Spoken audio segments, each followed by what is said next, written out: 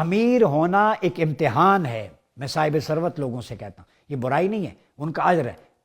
وَيُنْفِقُونَ مِمَّا رَزَقْنَاهُمْ يُنْفِقُونَ سورہ بقرہ میں کہا کہ وہ لوگ، ان کی کتنی فضیلت ہے جو اللہ کی راہ میں خرچ کرتے جو ہم نے دیا ہے. تو یہ مال اللہ کی امانت ہے، اس میں سے اپنے پہ خرچ کرو، اولاد پہ، اور غرباء مسکینوں فلاح و بہبود کے لیے. تو مال ہونا برائی نہیں ہے، بلکہ یہ امتحان ہے، اچھائی ہے. اس کو ڈسٹریبیوٹ کیسے کرتے ہیں؟ خود پہ ہی کرتے ہیں اپنی ذات اور فیملی پہ، یا معاشرے کے لیے بھی تقسیم کرتے ہیں؟ یہ ایسنس ہے، یہ خلافت راشدہ کے نظام. سورہ حشر ہر کوئی پڑھے کہ دولت چند طبقات میں جو ہے مقید نہ ہوتے. گردش دولت ضروری ہے اسلامی معاشی نظام میں، تاکہ کوئی سرمایہ دار جاگیردار نہ بن جائے. ٹھیک ہے، معیار زندگی جو ہے، لباس، خوراک، رہائش، وہ معاشرے میں طبقات کے درمیان یکسانیت پیدا کرے. خلیفہ کا لباس بھی وہ ہو، عام آدمی کا لباس بھی ہو.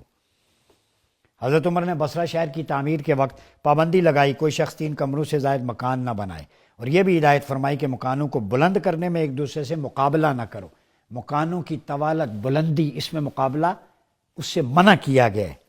3 کمروں سے زائد مکان نہ بنائے، جتنی ضرورت ہے. سیدنا ابو بکر خلیفہ بنے، بحرین سے مال آیا تو مدینے کے شہریوں میں برابر تقسیم کر دیا.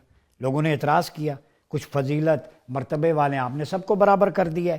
آپ نے فرمایا کہ جب تک فضیلت اور درجے کا تعلق ہے تو اس کا ثواب اللہ دے گا، درجے اور فضیلت. وَهَذَا مَعَاشٌ فَلَا سُوءٌ فِيهِ خَيْرٌ مِّنَ الْأَثَرَةِ کتاب الخراج میں. یہ معیشت ہے، اس میں برابری اور مساوات کا اصول ترجیح سے بہتر ہے. معیشت میں فضیلت اور درجہ نہیں، بلکہ برابری ہو، مساوات ہو.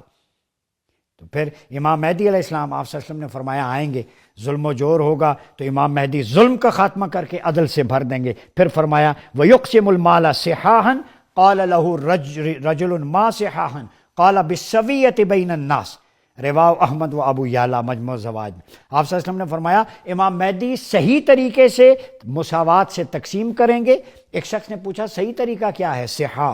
آپ نے فرمایا لوگوں میں مساوات اور برابری کی بنیاد پر. مہدوی ماڈل بھی یہی ہوگا جس پہ دنیا کا اختتام ہوگا، برابری اور مساوات. آج اسی برابری اور مساوات کی ہمیں بھی ضرورت ہے.